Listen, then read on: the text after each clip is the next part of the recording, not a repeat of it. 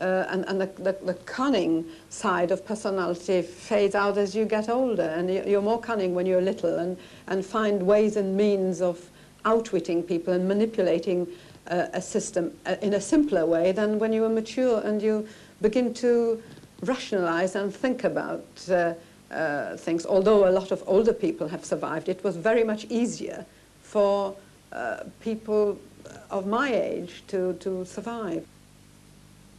It was very easy to lose the desire to live.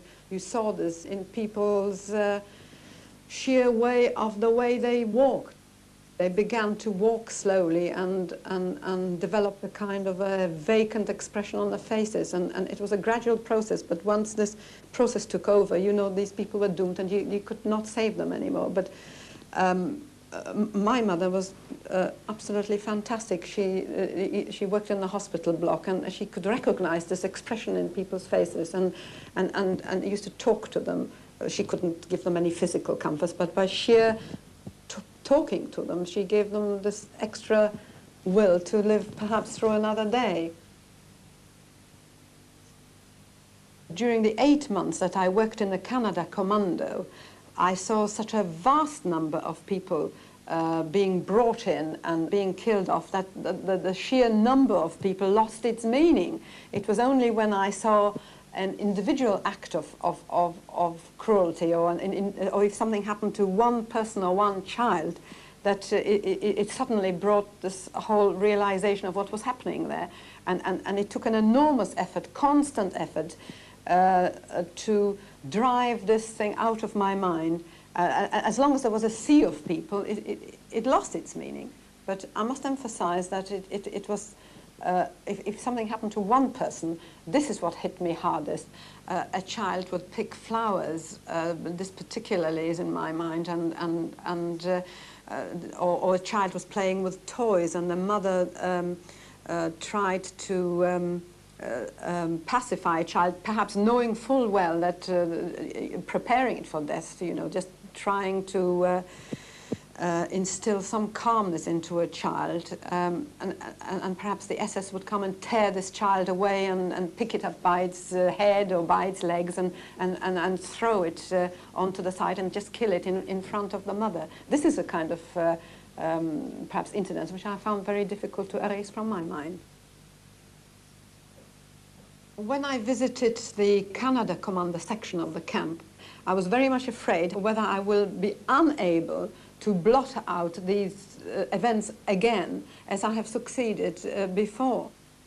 It was all brought back to me very much, very clearly, very vividly, and this is what I was afraid of, that I will perhaps at this stage, being more mature and thinking more about it, will be unable to detach myself as I had done previously.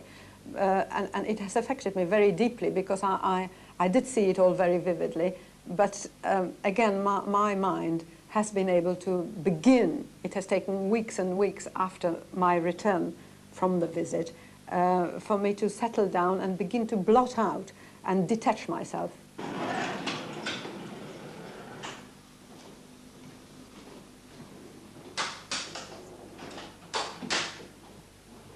Looking back at Auschwitz, for me it was a worthwhile experience, something that I wouldn't want to go through twice in my lifetime, but something I'm extremely grateful I haven't missed, because of the things it had taught me and the things that I can apply to my everyday normal lifestyle. Have I x-rayed you before? No. Are you sure? I thought I've seen you before. No. Pardon? I'll go to the million place. It's just that, you know, if I've x-rayed someone before, I can usually tell, even if it's sort of been, you know, 5 years ago. Everyone looks different somehow. Nice and still, okay?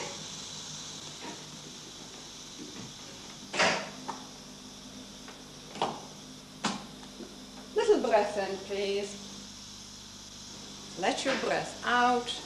Quite still. Breathe on now, good. Fine, super. Thank you very much.